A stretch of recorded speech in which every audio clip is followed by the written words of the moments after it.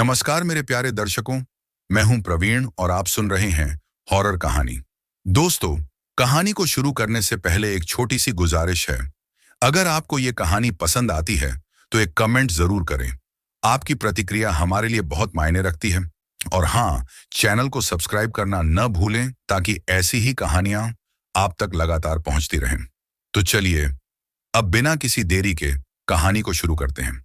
एक अनजान सा डर कई बार हमें पूरी तरह सोचने पर मजबूर कर देता है कि चुड़ैल, भूत, प्रेम, पिशाच, डायन और अन्य कई तरह की भी शक्तियां हमारे आसपास हैं। ऐसी ही एक रहस्यमयी कहानी हम जानने वाले हैं, जो कि एक खूबसूरत सी स्त्री क्यों और कैसे बनी एक चुड़ैल, और क्या थी वजह, और ये हुआ कैसे। तो चलिए जानते हैं। ये कहानी है उत्तर प्रदेश के एक छोटे से गांव की है। शाम का समय, घड़ी में लगभग शाम के 5 बज रहे थे। खेतों से लौट रहे दो दोस्त राजेश और वीरेंद्र जा रहे थे अपने घरों की तरफ।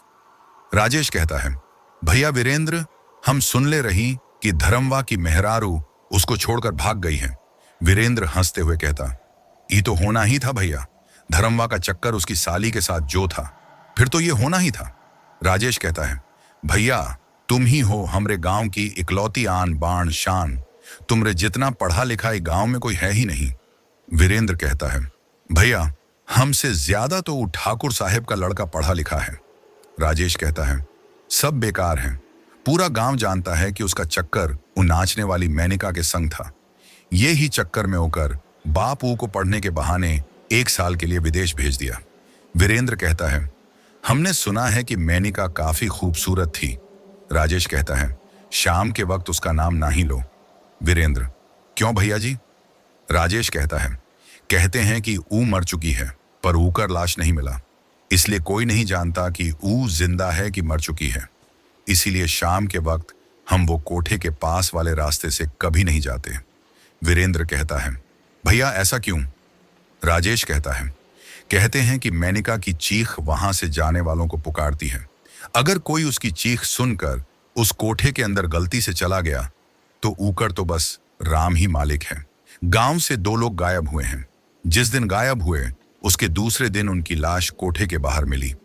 वो भी हम दिन में जाकर सारे गांव वालों के साथ देखे।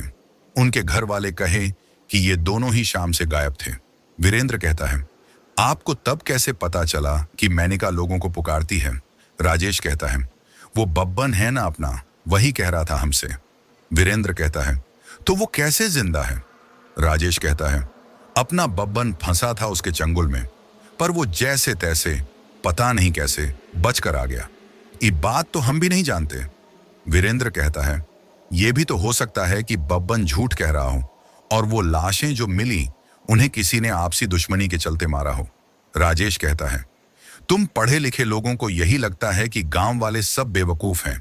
इतना याद रखना भैया कि जब से ऊ नाचने वाली वहां से गायब हुई है तब से वो कोठा बंद हो गया है।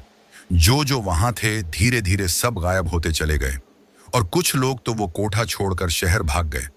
तभी भी भैया आपको हमारी बात ना मानी हो तो ना मानो, हम तो चले। हमारी पत्नी वंदना हमारा इंतजार कर रही होगी।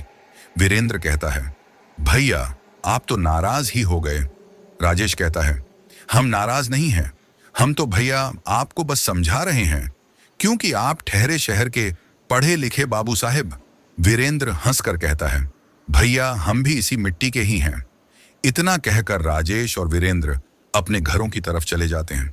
घर जाकर वीरेंद्र के मन में कई सवाल उठ रहे थे। अक्सर हमारे साथ भी ऐसा ही होता है दोस्तों। जिस चीज को जानने के लिए मना किया जाता है, हमें उसे जानने की इच्छा और भी ज्यादा बढ़ जाती है। वीरेंद्र को यूं खोया देख वीरेंद्र की माँ उससे पूछ बैठती है, कहाँ खोया हुआ है तू? वीरेंद्र कहता है, माँ ये मेनिका कहाँ चली गई है? आपको कुछ पता है? मुझे तो इतना ही पता है कि गांव में ऐसा कोई नहीं होगा जो उसे नहीं जानता होगा। मैं तो बस इतना जानती हूँ कि मेनिका कुछ ही सालों में इतनी मशहूर हो गई कि हर कोई उसका नाच देखने का आदी हो गया था। फिर ऐसा क्या हुआ कि अचानक ही वो इस गांव से गायब हो गई? दरअसल वीरेंद्र पढ़ने के लिए 5 साल पहले दिल्ली चला गया था, इसलिए उसे मेनिका के गायब होने की घटना के बारे में कोई जानकारी नहीं थी। वीरेंद्र 15 वर्ष का था जब वो ये गांव छोड़कर दिल्ली चला गया था। राजेश की बातों ने वीरेंद्र को मेनिका के बारे में सोचने के लिए मजबूर कर दिया था। वीरेंद्र की मां कहती है, बेटा मेनिका, उस चुड़ैल का नाम इस घर में मत लेना। सारे गांव वालों के घर बर्बाद कर रखे थे उसने। गांव का हर मर्द उसकी खूबसूरती के पीछे पागल हो रखा था।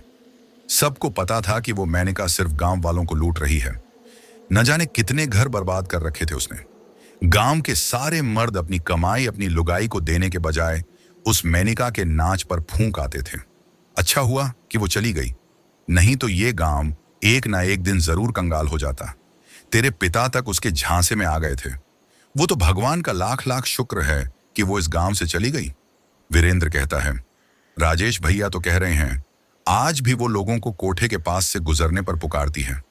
वीरेंद्र की मां डर के मारे पसीना पसीना हो जाती है और कहती है, खबरदार, तू उस कोठे के पास से भी कभी गुजरा तो। वीरेंद्र की मां उसे चेतावनी देते हुए कहती है कि वो उस कोठे के पास वाले रास्ते से ना जाए।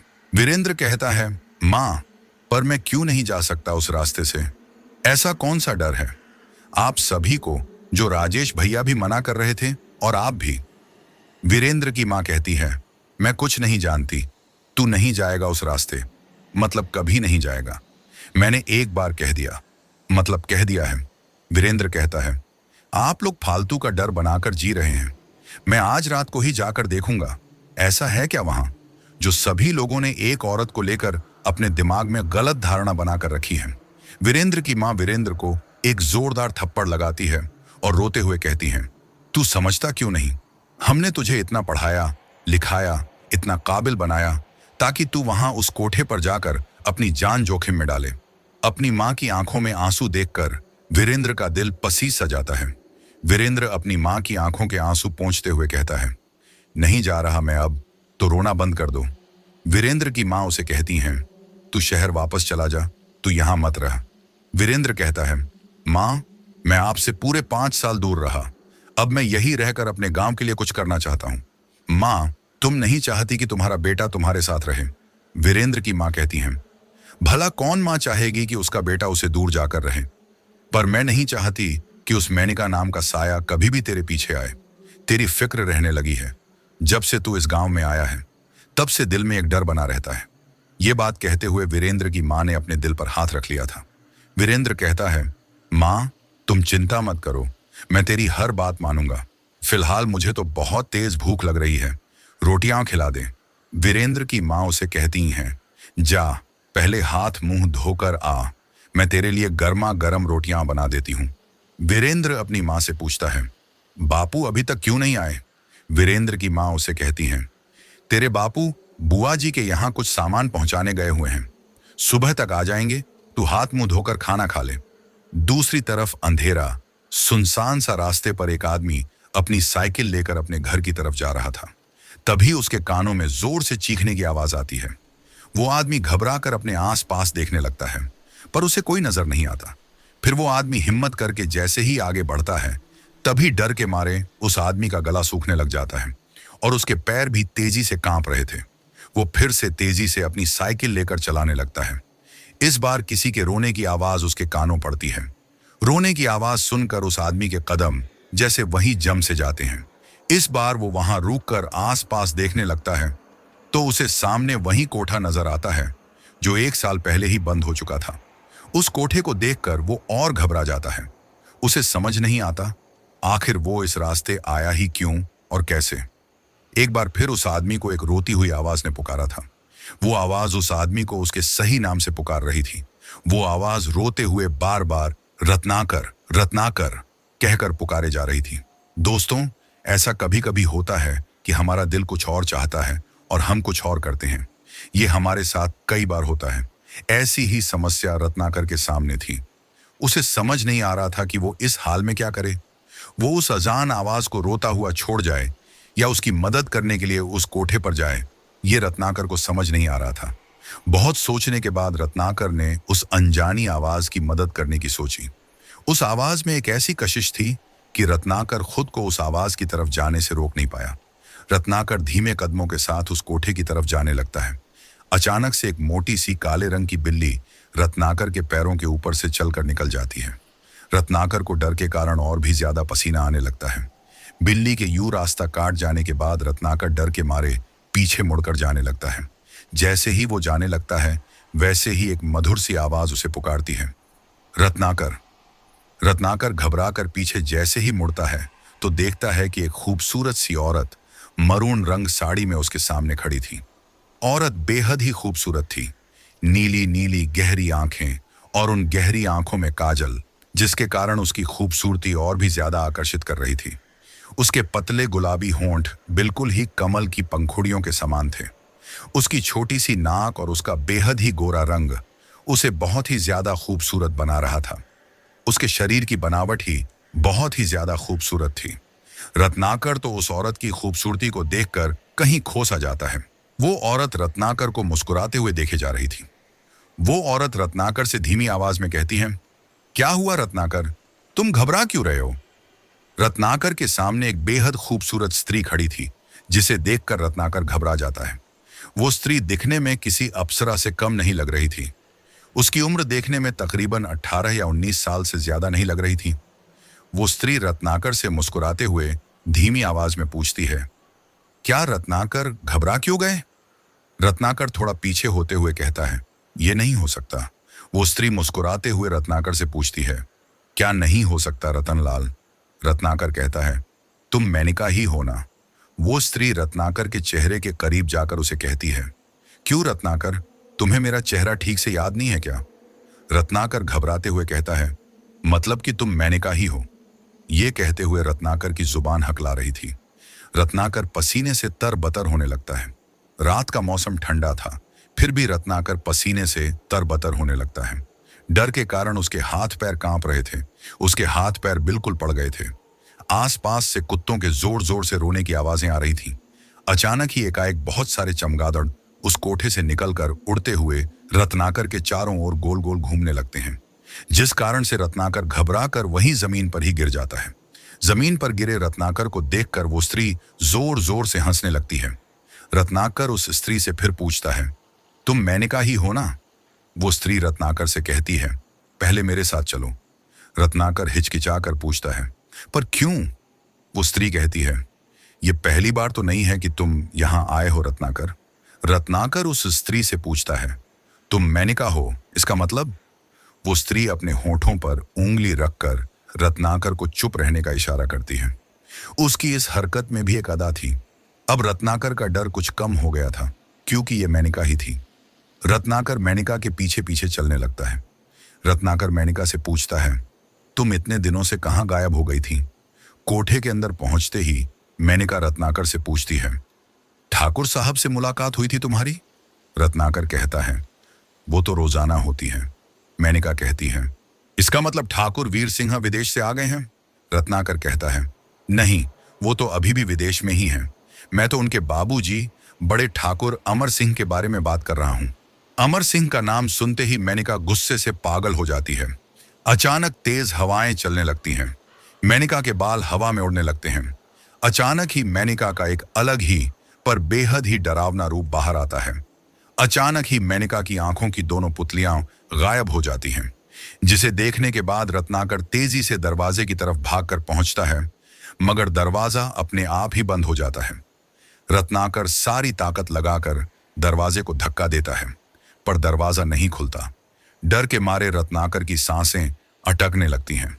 जैसे जैसे मेनका रत्नाकर के करीब आ रही थी, रत्नाकर डर से जमीन पर गिर जाता है।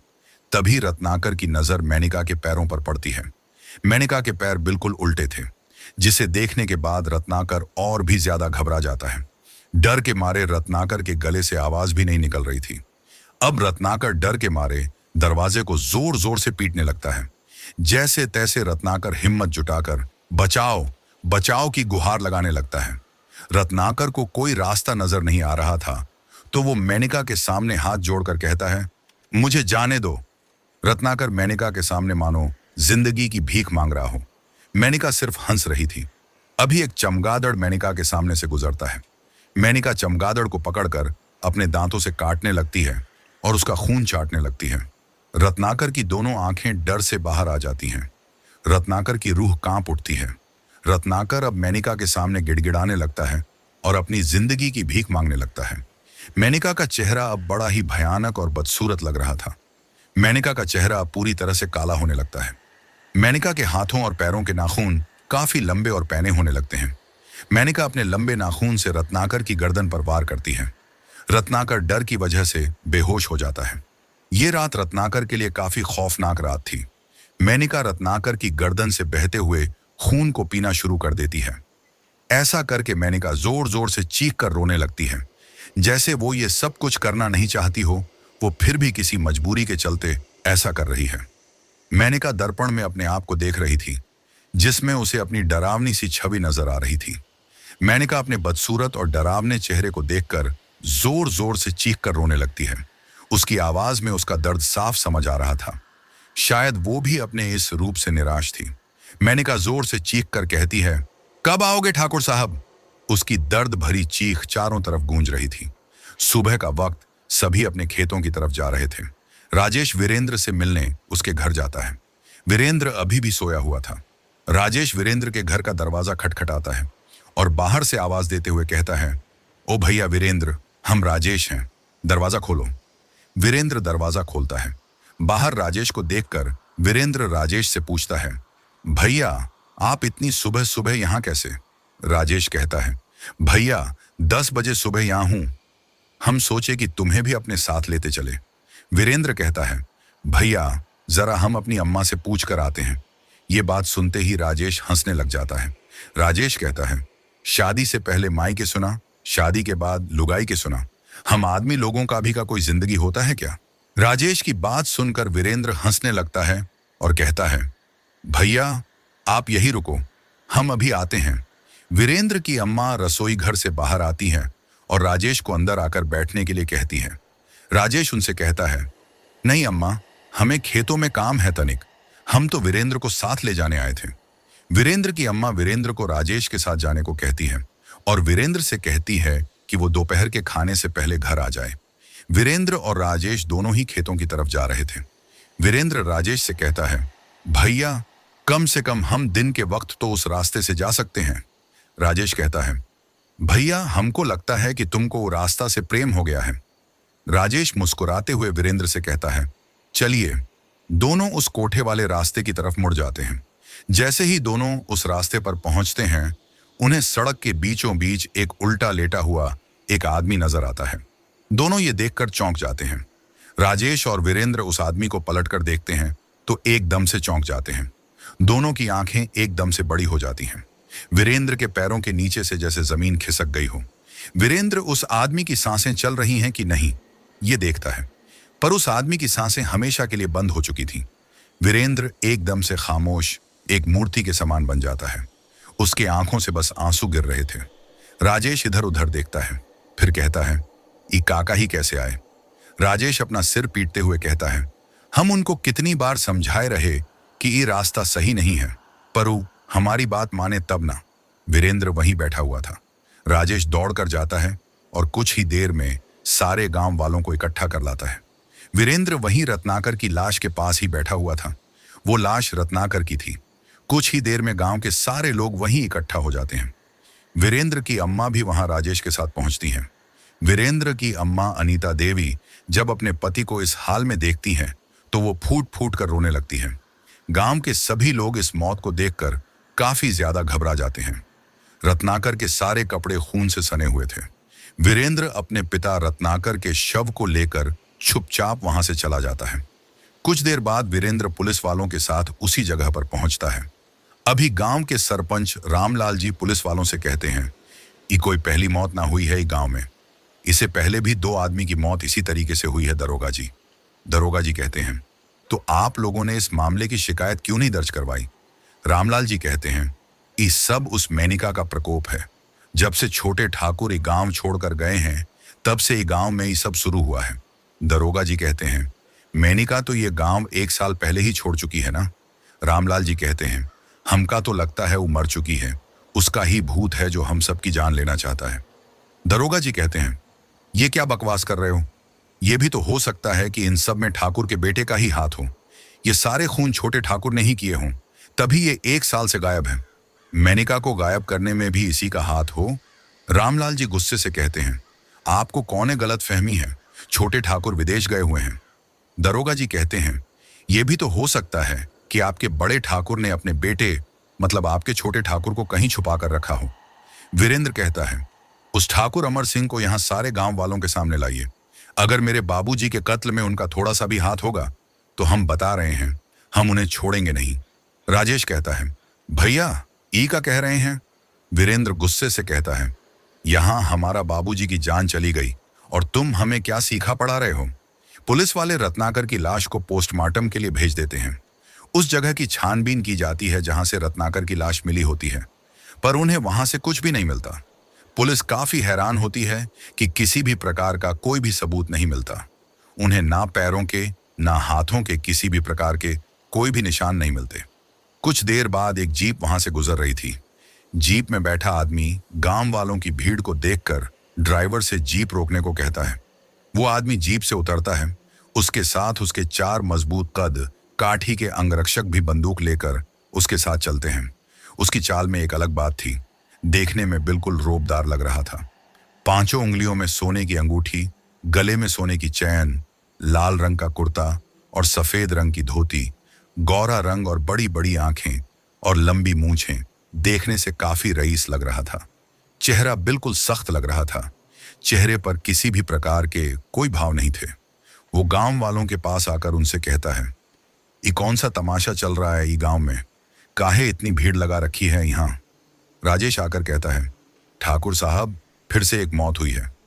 पुलिस इंस्पेक्टर ठाकुर अमर सिंह के सामने आकर कहता है, तो आप ही ठाकुर अमर सिंह? अमर सिंह कहता है, जी हाँ, मैं ही हूं ठाकुर अमर सिंह।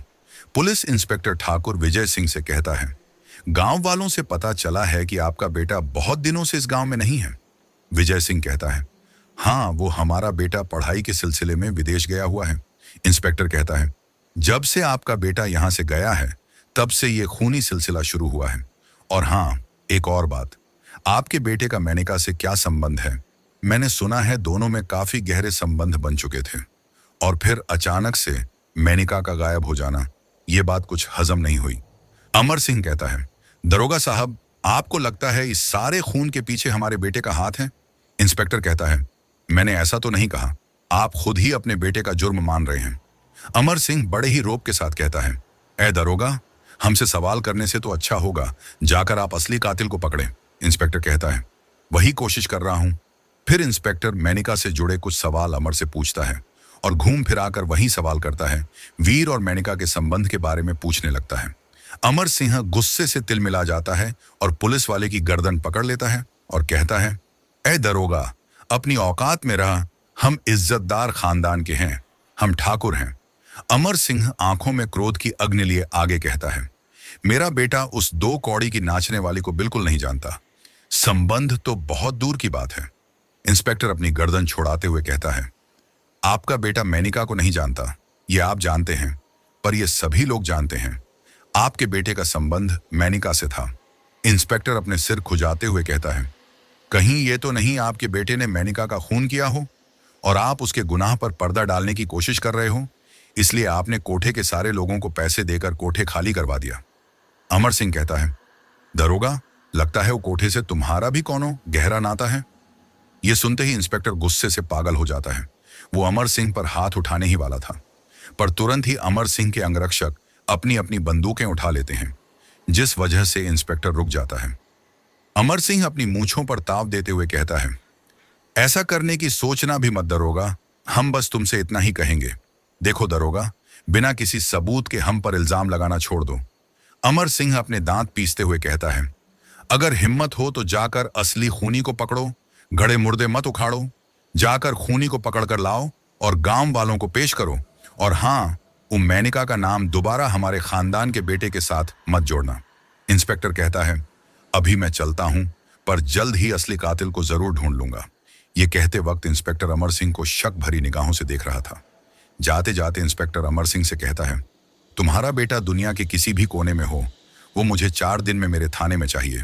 उसे इस मामले को लेकर कुछ पूछताछ करनी है। अमर सिंह कहता है, जब हमारा बेटा हिया है ही नहीं तो दरोगा जी, आपको उससे कौन सी पूछताछ करनी है? इंस्पेक्टर कहता है, मेनका के गायब होने की घटना के बारे में कुछ सवाल थे, क्योंकि मेनका जब इस गांव में थी तब तो आपका बेटा इसी गांव में था ना। अमर सिंह कहता है, दरोगा, हम तुमको कितनी बार बता चुके हैं कि वो नाचने वाली के साथ हमारे बेटे का कोई संबंध नहीं था, वो तो उसको जानता भी नहीं है। ये बात सुनते ही वीरेंद्र गुस्से से अमर सिंह के ऊपर टूट पड़ता है और उसे बुरी तरह मारने लगता है और कहता है, झूठ बोल रहा है ये आदमी। पूरा गांव जानता है कि इसके बेटे और मेनिका के बीच क्या और कैसे रिश्ते थे। ये सारे गांव वाले जानते हैं, पर सब इससे डरते हैं। पर मैं इस आदमी से नहीं डरने वाला। इस आदमी की वजह से हमारे बाबूजी की जान गई है। वीरेंद्र ने अमर सिंह का गला कसकर दबा रखा था। इस दौरान अमर सिंह के अंगरक्षक विजय सिंह को बचाने की कोशिश करते हैं, पर वीरेंद्र के पास उस वक्त पता नहीं कौन सी शक्ति आ जाती है। वो अकेला ही सब पर भारी पड़ रहा है। दोस्तों, हमारे साथ भी कई बार ऐसा होता है। गुस्सा आ जाने पर हमारे अंदर एक अलग ही प्रकार की शक्ति का संचार हमारे शरीर में होने लगता है। इंस्पेक्टर वीरेंद्र को अमर सिंह से दूर करने लगता है।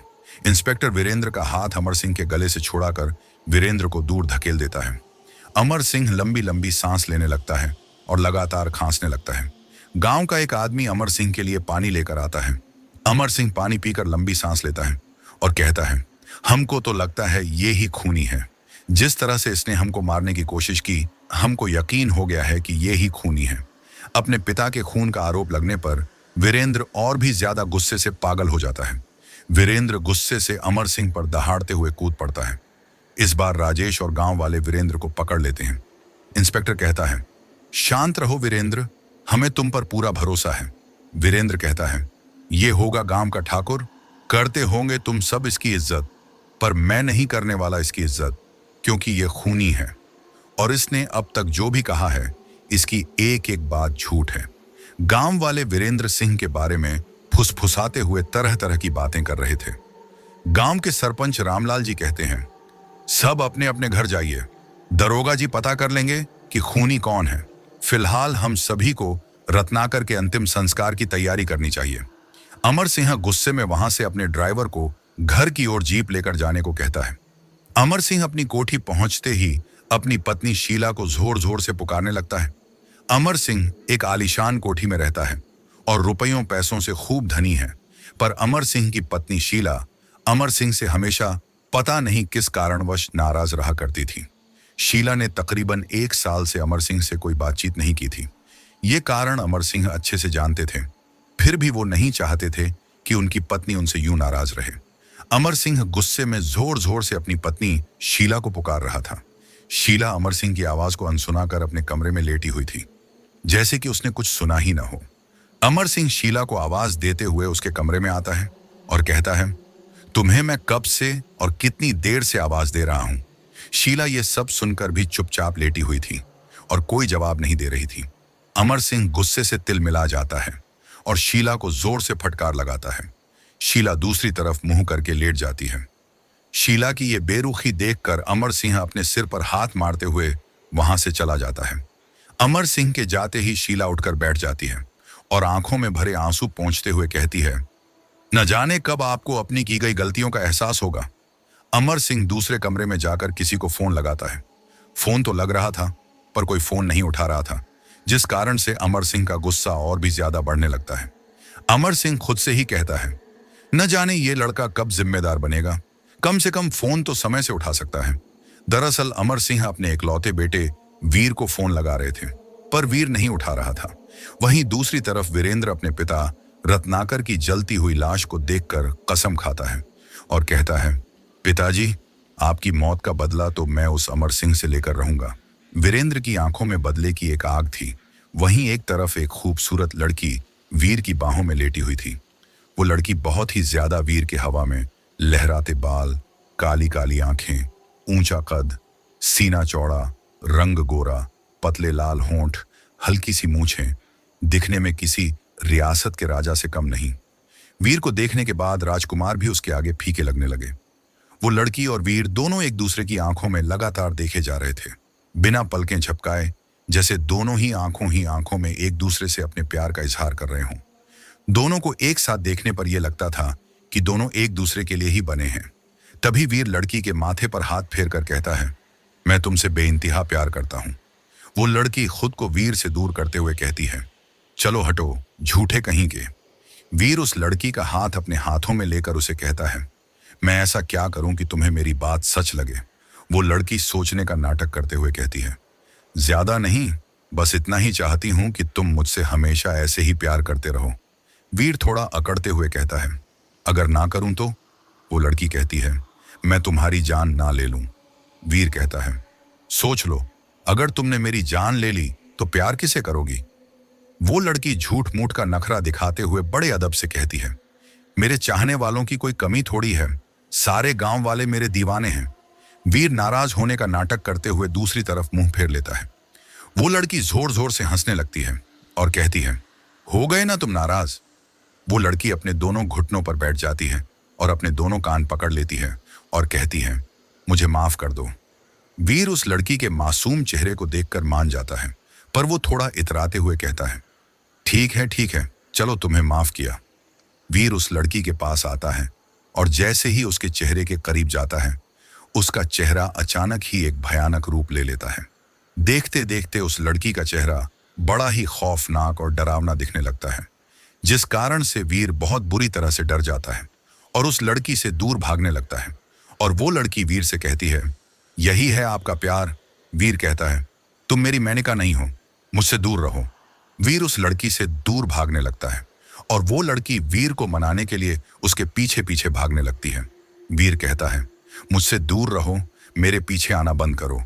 वो लड़की कहती है, मैं आपकी मेनका ही हूं, मुझसे दूर मत जाइए। वीर एक ही झटके में नींद से उठकर चिल्लाने लगता है और कहता है, तुम मेरी मेनका नहीं हो। वीर के पास बैठी एक लड़की ने कहा, हाँ, मैं मेनका नहीं हूं, मैं रिया हूं, रिया। रिया नाम सुनते ही वीर बिस्तर से उठकर तुरंत बैठ जाता है और कहता है, तुम कब आई? रिया कहती है, जब तुम मेनका के नाम की माला जप रहे थे। रिया और वीर सावरकर दरअसल एक साथ रहते थे, क्योंकि वीर उनकी पहचान में दूर दूर तक कोई दोस्त या यार नहीं था। इस अजनबी शहर में उसका कोई नहीं था, इसलिए वो रिया और उसके दोस्तों के साथ रहता था। रिया वीर की पहली दोस्त बनी थी इस अनजान शहर में। ये सारे दोस्त मिलकर किराए पर एक ही घर में रहते थे और एक ही कॉलेज में साथ पढ़ते थे। रिया मन ही मन वीर को चाहती थी, उसे प्यार करती थी, पर वीर के मन में तो मेनका बसी हुई थी, जिसे वो दिलों जान से चाहता था। वीर रिया से कहता है, तुम जाओ यहां से। रिया कहती है, नहीं, बताओ ये मेनका कौन है, जिसका नाम रोज मैं तुम्हारे मुंह से सुनती हूं? आखिर कौन है ये मेनका? रिया वीर से कहती है, रोजाना तुम सोते हुए उसका नाम बार बार लेते हो। वीर चिढ़ते हुए कहता है, तुम्हें यह जानने की जरूरत नहीं है। रिया को वीर की यह बात बिल्कुल अच्छी नहीं लगी। वीर के गुस्सा करने से रिया कुछ उदास सी हो जाती है। फिर भी रिया हिम्मत जुटाकर फिर से वही सवाल वीर से करती है। वीर इस बार बड़े शांत तरीके से रिया को समझाते हुए कहता है, देखो रिया, मैं इस बारे में तुम्हें कुछ बता नहीं सकता, बस इतना समझ लो, मेरा अतीत मेरा इंतजार कर रहा है और मुझे उसके पास जाना है। तभी वीर का एक दोस्त, जिसका नाम वेद था, वो वहां आता है। वेद कहता है, कौन है वो बदनसीब जो तेरा इंतजार कर रही है? इतना कहकर वेद हंसने लगता है। वीर कहता है, देख भाई, हर बात मजाक नहीं होती। वेद कहता है, तू बार बार रिया का दिल क्यों तोड़ता है? मुझे पता है रिया तुझे कभी अपने दिल की बात नहीं बताने वाली, इसलिए अब बहुत हुआ, मैं ही बता देता हूं। रिया वेद को चुप रहने को कहती है, पर वेद रिया की बिल्कुल भी नहीं सुनता और कह देता है, देख भाई, रिया तुझसे बहुत प्यार करती है। तू उस पर इतना गुस्सा कर रहा था, फिर भी वो चुपचाप तेरी डांट को भी सह गई, क्योंकि वो तुझसे प्यार करती है। वीर सीधे सीधे साफ तौर पर मना कर देता है और कहता है, मैं रिया से प्यार नहीं करता। वेद रिया से कहता है, सुन लिया, मैंने तुझसे कितनी बार कहा कि वो तुझसे प्यार नहीं करता, इसको तेरे सच्चे प्यार की कोई कदर नहीं है। वीर कहता है, हाँ, मैं रिया से प्यार नहीं करता, पर मुझे सच्चे प्यार की कदर जरूर है। ये सुनते ही रिया वीर को उम्मीद भरी नजरों से देख रही थी। फिर वीर कुछ पलों के लिए एकदम खामोश हो जाता है। वीर की कुछ पलों की खामोशी रिया और वेद को अंदर ही अंदर खाए जा रही थी। वेद अपनी छुप्पी तोड़ते हुए वीर से कहता है, क्या हुआ भाई, अचानक इतना खामोश क्यों हो गया? वीर अपनी दोनों आंखें बंद करके अपने अतीत की यादों में खो जाता है और कुछ ही क्षणों में अपनी आंखें खोलकर कहता है, रिया, देखो, तुम बहुत अच्छी लड़की हो। यह सुनकर रिया खुश हो जाती है। वीर फिर कहता है, पर मैं किसी से वादा करके आया हूं और वो मेरा इंतजार कर रही होगी, उसे भूलकर मैं तुमसे कैसे प्यार कर सकता हूं? क्या तुम यही चाहती हो मैं अपने पहले प्यार को धोखा देकर तुम्हें चाहने लगूं? रिया कहती है, नहीं वीर, मैं ऐसा बिल्कुल भी नहीं चाहती। मुझे नहीं पता था कि तुम किसी और से प्यार करते हो। मुझे पता होता तो मुझसे ये गलती नहीं होती। वीर कहता है, इसमें तुम्हारी कोई गलती नहीं है। प्यार तो प्यार होता है, हो ही जाता है। रिया के चेहरे पर मुस्कान और आंसू दोनों थे। वेद कहता है, अगर तुम लोगों का प्यार प्यार वाला खेल खत्म हुआ हो तो आज हम सब कहीं लंच पर जा सकते हैं। क्योंकि कॉलेज की छुट्टियां शुरू हो चुकी है तो तुम लोगों को नहीं लगता हमें कहीं बाहर जाना चाहिए? वीर कहता है, पर हम सब जाएंगे कहाँ? रिया कहती है, मुझे तो पहले शॉपिंग पर जाना है। मेरे पास कोई भी अच्छी ड्रेस नहीं है। वेद कहता है, तुम लड़कियों के पास शॉपिंग के अलावा और कोई काम नहीं होता। 2 अलमारी भरकर तेरे ही कपड़े हैं, फिर भी तुम्हारे पास कोई भी ड्रेस नहीं है। और मैं 2 जोड़ी कपड़े 2 साल से पहन रहा हूं। तुम्हें इसके अलावा और भी कुछ आता है? रिया कहती है, आता है ना। वेद एकदम से चौंक कर आंखें बड़ी बड़ी करके रिया की तरफ देखता है। रिया बड़े अदब के साथ अपने बालों को एक तरफ झटकते हुए कहती है, तुम लड़कों से अच्छा दिखना। वेद एक जोर का ठहाका लगाते हुए कहता है, सूखी हुई मछली के जैसा तुम्हारा चेहरा है और तुम्हें गलत फहमी है कि तुम खूबसूरत हो। इतना कहकर वेद एक बनावटी हंसी के साथ हंसने लगता है। रिया अपने पैरों से वेद के पैरों पर जोर से मारती है। वेद कहता है, तू लड़की नहीं, तू लड़की के वेश में लड़का है। कोई इतनी जोर से किसी को मारता है क्या? रिया कहती है, तेरे जैसा कोई लड़का हो तो कोई भी लड़की उसको पीट सकती है। रिया वेद को चिढ़ाते हुए कहती है। वीर दोनों को शांत रहने को कहता है। वीर बात को बदलने के लिए कहता है, हम तो लंच के लिए बाहर जाने वाले थे ना। वेद और रिया दोनों एक साथ ही हाँ बोलते हैं और फिर दोनों एक दूसरे को गुस्से से घूरने लगते हैं। और फिर रिया वेद से कहती है, तू मेरी नकल क्यों कर रहा है? वेद कहता है, बंदरिया, तू मेरी नकल कर रही है। रिया गुस्से से चिढ़कर कहती है, कमीने, तू बंदरिया किससे कह रहा है? वेद मुस्कुराते हुए कहता है, बंदरिया को बंदरिया ही कहूंगा ना, बंदरिया। वेद ये कहते हुए एक शैतानी मुस्कान के साथ रिया की तरफ देखता है। वेद के इस तरह से मुस्कुराने से रिया को और भी ज्यादा चिढ़ हो जाती है। कमरे में रखा सारा सामान उठाकर वेद पर फेंकने लग जाती है। वीर रिया को रोकने लगता है। वीर कहता है, ये तुम दोनों क्यों बच्चे की तरह लड़ रहे हो? वीर वेद से कहता है, तू क्यों फालतू में रिया को गुस्सा दिला रहा है? वीर रिया से कहता है, तुम जाकर तैयार हो जाओ, मैं तुम्हारे साथ शॉपिंग पर चलूंगा, फिर हम सब साथ में बाहर ही लंच करेंगे। इतना सुनते ही रिया खुशी से उछल पड़ती है। वो वीर के दोनों गालों को खींचते हुए कहती है, You're so sweet। वीर रिया से कहता है, अब छोड़ो भी, जाओ जल्दी जाकर तैयार हो जाओ। रिया के जाते ही वेद मुंह बनाते हुए वीर से कहता है, क्या तू सच में इसके साथ शॉपिंग पर जाने वाला है? वीर कहता है, तू भी चलेगा भाई? वेद कहता है, फिर तो आज हालत खराब होने वाली है। ये बहुत ही ज्यादा घुमाती है। अगर इसे पूरा दिन भी शॉपिंग करने को कहेंगे तो भी ये बिल्कुल भी नहीं थकेगी। अगर हम जैसे लड़के इसके साथ जाएंगे तो दूसरे दिन हम बिस्तर पकड़ लेंगे। वीर हंसकर कहता है, यार अपनी ही दोस्त है, थोड़ी तकलीफ झेल लेंगे। वेद कहता है, हाँ ये तो सही है। फिर वीर अपना फोन देखता है तो वो कुछ परेशान सा हो जाता है। अमर सिंह के पूरे 20 मिस कॉल आए थे। वीर के परेशान से चेहरे को देखकर वेद उससे पूछता है, अचानक ही तेरे चेहरे पर 12 क्यों बज गए? क्या हो गया? वीर कोई जवाब नहीं देता। वेद एक बार फिर वीर से कहता है, वीर यार क्या हुआ? तू अचानक से इतना खामोश क्यों हो गया? वीर कहता है, वो पापा का फोन आया था जब मैं सो रहा था। पूरे 20 मिस काइनल आए थे। वेद कहता है, ये तो अच्छी बात है, तेरे पापा को तेरी कितनी परवाह है। वीर एक शातिर हंसी हंसते हुए कहता है, पापा को तो बस अपनी झूठी इज्जत और खोखली मान मर्यादा की परवाह है।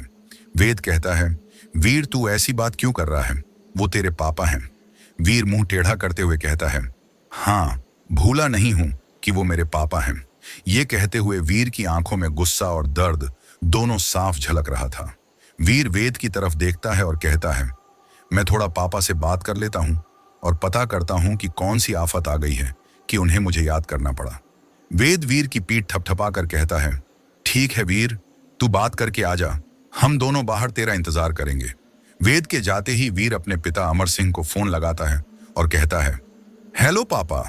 अमर सिंह कहता है, वो सब छोड़ और मेरी बात सुन, गांव चला आ, बहुत जरूरी काम है। वीर गांव आने की बात सुनकर खुश हो जाता है। वीर अपने पिता अमर सिंह से पूछता है, पापा आप कैसे हैं? अमर सिंह अकड़ते हुए जवाब देता है, मेरा हाल जानने की जरूरत नहीं है तुझे। जिस हाल पर पहुंचाना था वो तू पहले ही पहुंचा चुका है। मेरी इज्जत जितनी ऊपर उठानी थी उतनी उठा चुका है। अब ऐसा कर गांव आ जा। इतना कहकर अमर सिंह फोन काट देते हैं।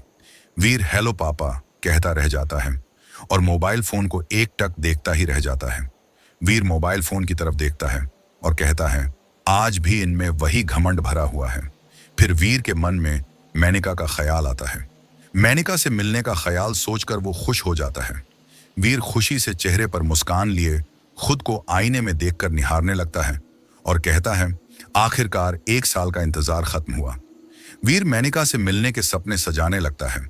वीर अपने दोनों गालों पर हाथ रखकर सोचने लगता है कि वो मेनका से मिलेगा तो क्या कहेगा, कहीं वो उसे नाराज तो नहीं हो गई होगी। इस वक्त वीर के मन में हजारों सवाल चल रहे थे। वीर के मन में ख्याल आता है कि वो मेनका के लिए तोहफा लेकर जाए। वीर अपनी दोनों आंखें बंद करके मेनका के खूबसूरत से चेहरे के बारे में सोच रहा था। उसकी वो मन को मोह लेने वाली प्यारी सी मुस्कान, उसका वो गुस्सा जिसे देखने के बाद किसी को भी उससे प्यार हो जाए, उसकी वो नाराजगी, उसका रूठना और मनाना और प्यार जताने का अंदाज काफी दिलकश था। उसकी दिल को घायल कर जाने वाली अदाएं जिस पर वो अपना दिल हार बैठा था। वीर पूरी तरह से मेनका के एहसासों में डूब चुका था। अचानक ही रिया और वेद दोनों कमरे में आते हैं। वीर को यूं बेवजह मुस्कुराता देखकर दोनों ही चौंक जाते हैं। रिया और वेद दोनों वीर के पास आकर कहते हैं, ये बेवजह क्यों मुस्कुराया जा रहा है? रिया कहती है, ये किस बात की खुशी है? दोनों ही समझ नहीं पा रहे थे कि अचानक ही वीर इतना खुश कैसे हो गया। वीर कहता है, चलो पहले हम शॉपिंग करके आते हैं। रिया वीर से कहती है, वीर पहले तुम तैयार तो हो जाओ, नींद में से ही उठकर चलोगे क्या? वीर अपने सिर पर हाथ मारते हुए कहता है, मैं तो भूल ही गया, तो सॉरी। वेद वीर के सिर पर हाथ रखकर कहता है, वीर तू ठीक तो है ना? कहीं पागल वागल तो नहीं हो गया है ना? वीर कहता है, मैं एकदम ठीक हूं, मुझे क्या होगा? इतना कहकर वीर नहाने के लिए चला जाता है। नहा धोकर तैयार होकर वो रिया और वेद के साथ शॉपिंग के लिए चला जाता है। तीनों शॉपिंग मॉल जाते हैं। वीर और रिया एक साथ आगे आगे चल रहे थे। वेद ठीक उनके पीछे पीछे चल रहा था। वेद कहता है, तुम दोनों जरा आराम से नहीं चल सकते क्या? पिछले जन्म में दोनों घोड़े थे क्या? कितना तेज चलते हो? रिया एकदम से रुक जाती है और पीछे मुड़कर वेद की तरफ देखती है और कहती है, तुम जल्दी चलना क्यों नहीं सीख लेते? वेद रिया से कहता है, तुम धीरे नहीं चल सकती।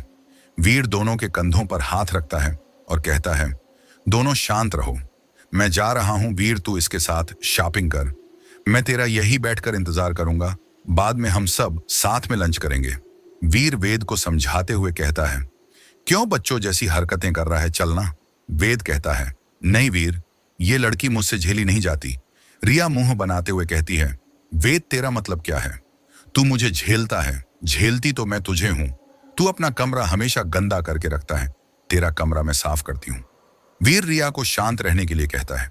वेद कहता है, तू पहले से भी ज्यादा लड़ाकू विमान होती जा रही है रिया। वीर कहता है, वेद रिया को सॉरी बोलो। वेद कहता है, पर मेरी गलती क्या है? किस गलती के लिए मैं बोलूं सॉरी?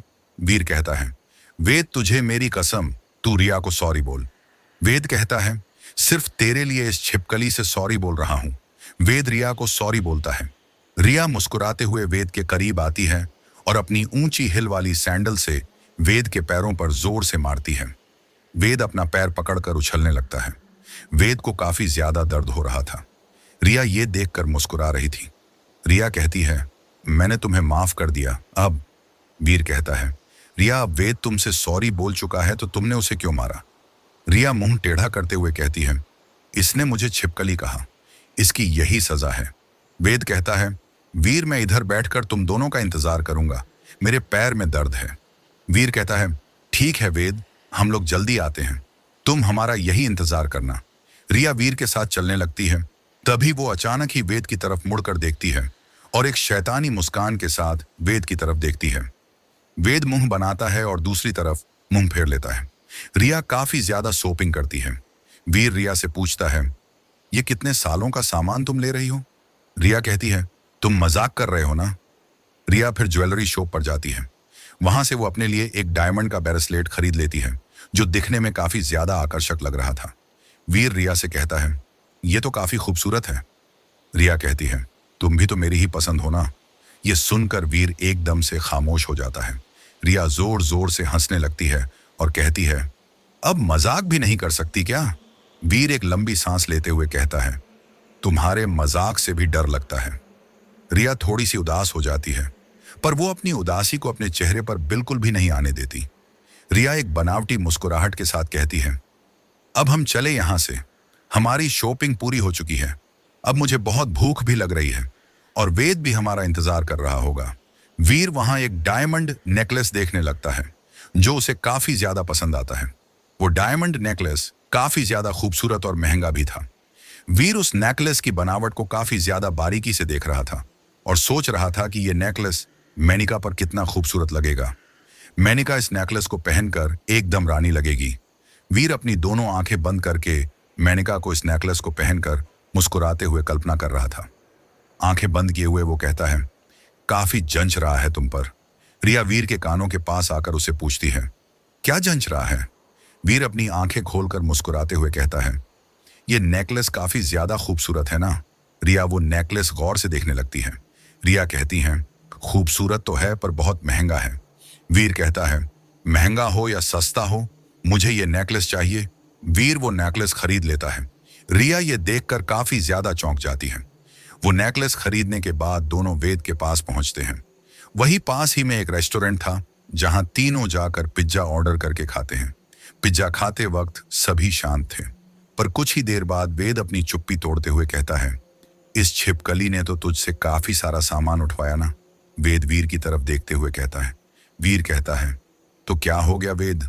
वेद कहता है, कुछ नहीं वीर, बस ऐसे ही पूछा। रिया हंसते हुए वेद की तरफ देखती है। वेद गुस्से से रिया की तरफ देखने लगता है। रिया हंसते हुए झूठ मूठ का खांसने का नाटक करने लगती है। वीर रिया के आगे पानी का गिलास बढ़ाते हुए कहता है, ये लो पानी पी लो। लंच खत्म होते ही तीनों घर वापस पहुंचते हैं। घर पहुंचते ही वीर बिस्तर पर लेट जाता है और फिर वो मेनिका के बारे में सोचने लगता है। रिया वेद से कहती है, आज वीर ने बहुत ही महंगा नेकलेस खरीदा है। तू जानना नहीं चाहेगा उसने ये किसके लिए लिया है? वेद कहता है, तेरे लिए तो नहीं लिया है, ये मुझे पक्का पता है। रिया वेद से कहती है, पर तू जानना नहीं चाहता कि वीर ने वो नेकलेस किसके लिए लिया है? वेद कहता है, मुझे तो नहीं जानना, पर तुझे जानना है, ये मुझे अच्छे से पता है। वेद रिया के कान खींचते हुए कहता है। रिया वेद से कहती है, कमीने मेरे कान छोड़, दर्द हो रहा है। वेद हंसते हुए रिया के कान छोड़ देता है। रिया अपने कान सहलाते हुए वेद से कहती है, हाँ मुझे जानना है कि वीर ने वो नेकलेस किसके लिए खरीदा है और तू मेरी मदद करेगा ये जानने में। वेद कहता है, चल हम दोनों पूछते हैं वीर से। रिया कहती है, अगर मुझे ही उसे पूछना होता तो मैं उसे उसी वक्त पूछ लेती जब वो खरीद रहा था। वेद हंसने लगता है और कहता है, तो बेवकूफ, तभी ही उसे पूछ लेना चाहिए था ना, जब वो खरीद रहा था। रिया कहती है, अगर मैं पूछूंगी तो उसे पता नहीं कैसा लगेगा, इसलिए मेरे लिए तू जाकर उसे पूछ। वेद कहता है, पहले मुझसे प्यार से बोल कि वेद जी आप जाकर वीर से पूछिए कि वो नेकलेस उन्होंने किसके लिए लिया। ऐसे बोलेंगी तो ही मैं जाऊंगा, वरना भूल जा। ये सुनकर रिया गुस्से से भर जाती है। इसके बावजूद वो चेहरे पर नकली मुस्कान लिए वेद से कहती है, प्लीज वेद जी आप जाकर वीर से पूछिए कि वो नेकलेस उन्होंने किसके लिए खरीदा है। वेद एक शैतानी मुस्कान के साथ कहता है, बिल्कुल भी नहीं। अब रिया के सब्र का बांध टूट चुका था। रिया वेद को मारने के लिए हाथ उठाती है। वेद रिया को दूर हटकर कहता है, ऐसी गलती बिल्कुल भी मत करना, वरना मैं वीर से नेकलेस वाली बात नहीं पूछूंगा। पहले तुम मुझसे उस बात की माफी मांगो। तुमने मेरे पैर पर अपनी सैंडल से मारा था, मुझे अभी भी दर्द हो रहा है। रिया वेद के सामने मासूम सी शक्ल बनाकर कहती है, प्लीज प्लीज वेद जी, मुझे मेरी आज तक की सारी गलतियों के लिए माफ कर दीजिए। वेद कहता है, ठीक है, चलो माफ किया। वेद कहता, रिया चलो मेरे साथ, हम वीर के कमरे में चलते हैं और उसे पूछते हैं। वेद और रिया वीर के कमरे के पास आकर वीर के कमरे के बाहर खड़े होकर वीर से कहते हैं, हम अंदर आ सकते हैं? वीर चुपचाप बैठकर नेकलेस को देख रहा था।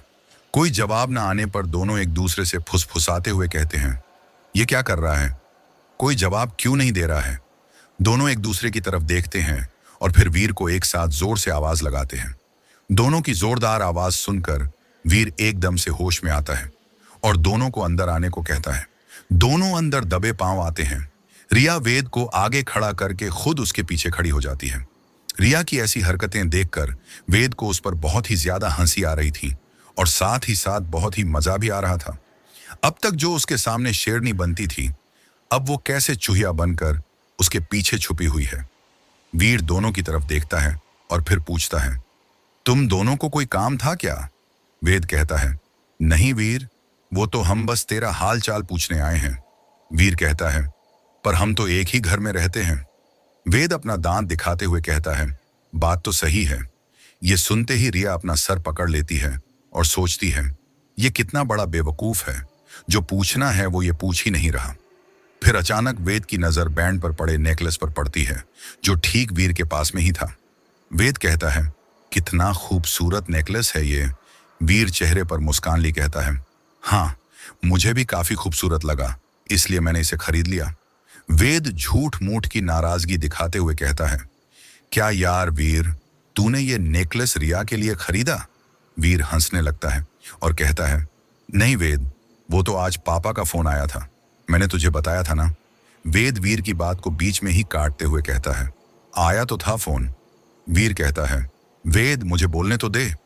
रिया अपना माथा पीटते हुए कहती है, इसे हर बात में जल्दी क्यों होती है? वीर कहता है, वेद आज मैं बहुत बहुत ज्यादा खुश हूं। वेद फिर वीर की बात को बीच में ही काटते हुए कहता है, वो वीर जो तू सुबह से पागलपन कर रहा था, उसे हमें साफ पता चल रहा था। इस बार रिया वेद का मुंह अपने हाथ से दबाकर कहती है, चुप कमीने, एकदम चुप। तू बेचारे वीर को कुछ बताने का मौका देगा कि नहीं? रिया वेद के मुंह पर उंगली रखकर उसे चुप रहने को कहती है और वेद से कहती है, अब तू एकदम चुपचाप रहेगा। फिर रिया वीर के सामने मुस्कुराते हुए कहती है, बोलो वीर, तुम क्या कह रहे थे कि आज तुम बहुत खुश हो? तो बताओ, तुम्हारी खुशी की क्या वजह है? वेद चुपचाप अब रिया को घूर रहा था। इस वक्त वेद काफी मासूम दिख रहा था। वीर कहता है, थैंक यू रिया, तुमने मुझे बताने का मौका दिया। रिया कहती है, तो बता दो वीर, तुम किस बात को लेकर इतना खुश थे? वीर कहता है, पूरे 1 साल बाद पापा ने मुझे गांव बुलाया है, इसलिए मैं बहुत खुश हूं। रिया कहती है, बस इतनी सी बात के लिए तुम खुश हो? वीर कहता है, ये तुम्हारे लिए इतनी सी बात होगी, मेरे लिए बहुत बड़ी बात है। पर एक बात से आज भी मैं दुखी हूं। मेरे पापा आज भी वैसे ही जैसे पहले थे। उनका वो गुस्सा, उनका वो घमंड, उनकी वो झूठी शान को लेकर दिखावा, वो आज भी वैसा ही है। पर ये मेरे लिए कोई नई बात थोड़ी है। वीर आगे कहता है, आखिरकार हम दोनों का पूरे 1 साल का इंतजार खत्म हुआ। पूरे 1 साल बाद मैं उसे देखूंगा। मुझे पूरा यकीन है, मुझे पूरा यकीन है, वो पहले से भी कई ज्यादा खूबसूरत हो गई है। पर वो आज भी क्या मुझसे उतना ही प्यार करती होगी जितना वो पहले किया करती थी? रिया उदास मन से कहती है, तुम किसकी बात कर रहे हो? वेद भी वीर से पूछता है, वीर तू किसकी बात कर रहा है? वीर मुस्कुराते हुए कहता है, मेरी मेनिका की। वेद वीर की तरफ सवालिया नजरों से देखता है और फिर पूछता है, कौन मेनिका? यही सवाल रिया के मन में भी उठ रहा था, पर वो वीर से पूछने में डर रही थी। उसे डर था कि कहीं उसका दिल किसी नाजुक शीशे की तरह टूट ना जाए। वीर बड़ी ही खुशी के साथ कहता है, मेरी मेनिका, मेरा पहला और आखिरी प्यार, जिससे मैंने शादी करने का वादा किया था। इतना सुनते ही रिया की रही सही सारी हिम्मत भी टूट जाती है, पर वो अपने आंसू और अपने दुख को अपने अंदर ही समेट लेती है। ये उसके लिए मुश्किल था, पर वो अपने आप को कमजोर नहीं दिखाना चाहती थी। वीर कहता है, बहुत ही खूबसूरत है मेरी मेनिका। उसकी वो बेहद खूबसूरत नीली आंखें अक्सर मुझे याद आती हैं। वीर वेद को वो नेकलेस दिखाते हुए कहता है, ये ले भाई, देखकर बता कैसा लगा तुझे। रिया ने देखा, उसे तो पसंद आया, तू बता कैसा है। रिया उदास मन से उठकर वहां से चली जाती है। वो अपने कमरे में जाकर दरवाजा बंद करके दरवाजे से टिक कर फूट फूट कर रोने लगती है।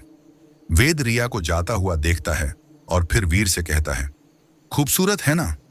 वेद कहता है, पर यह काफी महंगा लग रहा है। वीर बड़े ही शान के साथ कहता है, उसकी खूबसूरती के आगे यह भी फीका ही लगेगा। आगे वीर कहता है, 2 दिन बाद मैं अपने गांव जाने वाला हूं।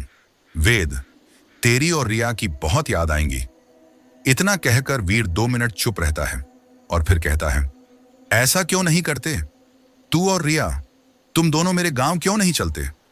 वेद रिया के बारे में सोचता है, फिर एकदम से ना बोल देता है, क्योंकि वो नहीं चाहता था कि रिया की भावनाओं को जरा सा भी दुख पहुंचे। वेद वीर से कहता है, हम दोनों इतना दूर तेरे साथ कैसे आएंगे? वीर कहता है, हवाई जहाज में। वेद हंसकर जवाब देता है और कहता है, मैं रिया से इस बारे में बात करता हूं। वीर कहता है, तू पूछकर बता, तभी मैं टिकट बुक करूंगा। वेद कहता है, ठीक है वीर, मैं चलता हूं, मुझे आराम करना है, वैसे भी मैं काफी ज्यादा थक चुका हूं। वीर कहता है, हाँ, जाकर आराम कर, पर रिया से जरूर पूछना। वेद अपने कमरे में जाने ही वाला था। वो कुछ सोचकर रुक जाता है और सीधे रिया के कमरे के बाहर रुक जाता है। रिया के कमरे का दरवाजा बंद था। वेद रिया के कमरे का दरवाजा खटखटाता है। काफी देर तक तो दरवाजा नहीं खुलता, पर वेद वहीं खड़े होकर दरवाजे के खुलने का इंतजार कर रहा था। थोड़ी देर बाद रिया दरवाजा खोलती है। रिया की आंखों में आंसू थे। वो वेद को देखकर अपने आंसू पोंछने लगती है। वेद कमरे में आकर बेड पर कूद जाता है और कहता है, ये मगरमच्छ वाले आंसू बहाना बंद कर। रिया वेद के पास आकर उसके बाल पकड़कर खींचते हुए कहती है, ये मगरमच्छ वाले आंसू नहीं हैं, और हाँ, मेरे बेड से नीचे उतर तू। वेद दांत दिखाते हुए कहता है, तो क्या मछली वाले हैं? रिया वेद के बाल और जोर से खींचती है, जिस वजह से वेद की चीख निकल जाती है। रिया वेद की इतनी जोरदार चीख सुनकर उसके बालों को छोड़ देती है और कहती है, तू तो बड़ा कमजोर आदमी निकला। वेद कहता है, जितनी जोर से तूने मेरे बाल खींचे, उसमें तो किसी की भी चीख निकल जाए। रिया मुंह बनाते हुए कहती है, नहीं, तू ही नाजुक कली है। वेद रिया से पूछता है, सुन ना, मुझे तुझसे कुछ पूछना था। रिया कहती है, तू जा यहां से, अभी मेरा मूड बहुत खराब है। वेद कहता है, तेरा मूड ठीक करने के लिए क्या करना होगा? रिया कहती है, फिलहाल तो तू मुझे अकेला छोड़ दे। रिया उदास मन से वेद से कहती है। वेद रिया को गले लगा लेता है, जिससे रिया अपने दिल की सारी बातें वेद से कहकर फूट फूट कर रोने लगती है कि वो वीर से कितना प्यार करती है। वेद रिया के सिर को सहलाते हुए कहता है, रोते नहीं छिपकली। रिया रोते हुए वेद के सीने पर मुक्के मार रही थी। वेद उसे लड़ाकू विमान कहकर हंसने लगता है। वही वीरेंद्र की बदले की आग में जल रहा था। वो रात के समय उसी कोठे की तरफ जाने की सोच रहा था। वो जानना चाहता था कि आखिर उसके पिता रत्नाकर की मौत कैसे हुई। इस वक्त वीरेंद्र के मन में लाखों सवाल थे, जिसका जवाब उसे वहीं मिल सकता था जहां वो जाने की सोच रहा था, या इसका जवाब अमर सिंह था। पर एक ख्याल उसे यह भी आता है कि आखिर अमर सिंह उसके पिता रत्नाकर को क्यों मारना चाहेगा, और अमर सिंह को उसके पिता रत्नाकर से क्या दिक्कत होगी? अगर अमर सिंह खूनी नहीं है, तो वो कौन है जिसने उसके पिता का खून किया है? सवालों में उलझा हुआ वीरेंद्र गुस्से से अपने बाल खींचने लगता है और जोर जोर से चीखने लगता है। इस वक्त वीरेंद्र की मानसिक स्थिति कुछ बिगड़ सी गई थी। वीरेंद्र की चीख सुनकर उसकी अम्मा उसके पास आती है और वो उसे पूछती है कि वो आखिर चीख क्यों रहा था। वीरेंद्र पसीने से तरबतर हो चुका था। वो हकलाते हुए कहता है, कुछ नहीं अम्मा, मैं बस थोड़ा परेशान हूं कि आखिर बाबूजी की हत्या इतने बुरे तरीके से किसने की। वीरेंद्र की अम्मा उसे शांत स्वर में कहती हैं, उस मेनिका ने ही की होगी। वीरेंद्र कहता है, अम्मा, वो तो खुद इस गांव में ही है, भला वो कैसे बाबूजी की हत्या कर सकती है? मुझे यकीन नहीं है, मुझे तो लगता है हो ना हो अमर सिंह का ही इसमें कोई हाथ हो। अम्मा कहती हैं, वीरेंद्र के सिर पर हाथ फेरकर, बेटा तू कुछ नहीं जानता, ठाकुर अमर सिंह ऐसा कभी नहीं कर सकते। वो तो गांव का हमेशा भला ही सोचते आ रहे हैं। सारे फसाद की जड़ तो वो मेनिका है। मेनिका का नाम लेते हुए अम्मा के चेहरे पर नफरत के भाव साफ नजर आ रहे थे। अम्मा कुछ देर चुप रहकर दांत पीसते हुए कहती हैं, तेरे बाबूजी कोई दूध के धूले हुए नहीं थे। जब तक इस गांव में मेनिका और उसकी टोली थी, सारा सारा दिन तेरे बाबूजी वहीं रहा करते थे। वो तो मैं थी जिसने तेरे लिए सब कुछ भुलाकर तेरे बाबूजी की एक एक बदतमीजी, बेइज्जती को सहती रही, वो भी उस नाचने वाली मेनिका की वजह से। अच्छा हुआ वो नाचने वाली गायब हो गई, नहीं तो सारे गांव के घर बर्बाद कर रखे थे। उसने आगे न जाने कितने करती। कुछ दिन और इस गांव में रहती तो पूरा गांव लूट जाता। वीरेंद्र कहता है, अम्मा, इसमें मेनिका की क्या गलती है? वो तो बस वही कर रही थी जो उसका पेशा था। उसने थोड़ी गांव वालों को अपने पास बुलाया होगा। गांव वाले खुद अपनी मर्जी से उसके पास जाते थे। इसमें मेनिका की क्या गलती? अम्मा कहती हैं, तेरे पिता की जान चली गई है। तेरी अम्मा ने आज तक तेरे लिए कितना कुछ किया और तू उस मेनिका की तरफदारी किए जा रहा है। अच्छा हुआ कि वो मेनिका और उसकी टोली यहाँ नहीं है, नहीं तो तू भी अपने पिता और इन गांव वालों में शामिल हो चुका होता। अपने पिता की तरह तू भी अपनी रातें रंगीन कर रहा होता उस मेनिका के साथ, और मेरे दिल पर और भी बड़ा बोझ बन जाता। इतना कहकर वीरेंद्र की अम्मा कमरा बंद करके वहां से चली जाती है। अपनी अम्मा की बातें सुनकर वीरेंद्र मेनिका के बारे में जानने के लिए और भी ज्यादा मजबूर हो जाता है। वीरेंद्र काफी गहराई से सोच तो रहा था, पर उसे इस वक्त अपने पिता के जाने का दुख ज्यादा था, जिस कारण से उसका दिमाग सोचने और समझने की हालत में नहीं था। अपने पति रत्नाकर के गुजरने के गम में बंद कमरे में बिना कुछ खाए पिए अम्मा लगातार आंसू बहाए जा रही थी। वीरेंद्र का भी कुछ ऐसा ही हाल था। अपने पिता की याद उसे सताए जा रही थी। वो मुरझा रहा था। बिस्तर पर बैठे बैठे वीरेंद्र की अचानक ही आंख लग जाती है। उसे पता ही नहीं चलता। रात 3 बजे तेज बारिश होने लगती है। अचानक ही वीरेंद्र की नींद टूटती है। वो अपने बिस्तर से उठता है। बाहर मौसम ठंडा था, पर उसका गला सूख रहा था, इसलिए पानी पीकर वो दोबारा सोने की कोशिश करने लगता है। अचानक तेज हवा चलने लगती है। तेज हवा से वीरेंद्र के कमरे की खिड़की जोर जोर से बजने लगती है, जिस कारण से वो सो नहीं पा रहा था। वीरेंद्र खिड़की बंद करने की कोशिश कर रहा था, पर वो खिड़की को बंद नहीं कर पा रहा था। अचानक ही वीरेंद्र के कानों में फुसफुसाती हुई आवाज आती है, जिसे सुनते ही वीरेंद्र एकदम से चौंक जाता है। वो सोचने लग जाता है, ये आवाज कैसी है और ये अभी हुआ क्या था। वीरेंद्र अपने चारों ओर देखने लगता है। जब उसे अपने आसपास कोई नजर नहीं आता, तो वो जाकर फिर से लेट जाता है और सोने की कोशिश करने लगता है। जैसे ही उसकी आंखें कुछ बंद होने लगती हैं, फिर से वही आवाज उसके कानों में पड़ती है। इस बार वीरेंद्र खिड़की के पास जाकर आवाज देने लगता है और कहता है, कौन है यहाँ? वीरेंद्र खिड़की से बाहर मुंह डालकर देखने की कोशिश करता है, पर उसे कुछ ठीक से नजर नहीं आता। वीरेंद्र फिर से बिस्तर पर जाकर सोने की कोशिश करता है। फिर से वही आवाज वीरेंद्र के कानों में पड़ती है, मुझे जानना चाहते हो तो मेरे पास आओ। वीरेंद्र परेशान होकर जोर जोर से चीखने लगता है, कौन है? जो भी है सामने आओ। वीरेंद्र तकिए से अपने कान दबा लेता है और सोने की कोशिश करने लगता है। जैसे ही उसे थोड़ी सी नींद आती है, वैसे ही फिर से वही आवाज उसे फिर से सुनाई देती है। वीरेंद्र खिड़की के बाहर देखते हुए जोर जोर से चिल्लाते हुए कहता है, हिम्मत हो तो सामने आओ। ऐसा कहते हुए वीरेंद्र के चेहरे पर डर के भाव साफ नजर आ रहे थे। वीरेंद्र की नींद पूरी तरह से उड़ चुकी थी। वो अपने कमरे में ही इधर से उधर चले जा रहा था। वीरेंद्र काफी ज्यादा भयभीत था, जिस वजह से उसे उलझन सी हो रही थी। कमरे में ठंड थी, पर वीरेंद्र पसीने से तरबतर हो चुका था। आखिर क्या रहस्य मेनिका का, और आखिर मेनिका वीरेंद्र से क्या बताना चाहती है, और ऐसा कौन सा राज है अमर सिंह का? और क्या वीर सच में मेनिका से प्यार करता था? यहाँ तो हर चेहरे ने एक नकाब सा ओढ़ रखा है। आखिर क्या होगा अंजाम इस कहानी का? जानने के लिए चैनल को सब्सक्राइब जरूर करें। अपनी राय कमेंट में जरूर बताएं। ऐसी ही रहस्यमयी, डरावनी और दिल को छू लेने वाली कहानियों के लिए हमारे साथ बने रहें, क्योंकि अगली कड़ी में खुलने वाला है एक ऐसा सच जो हर किरदार का नकाब उतार देगा।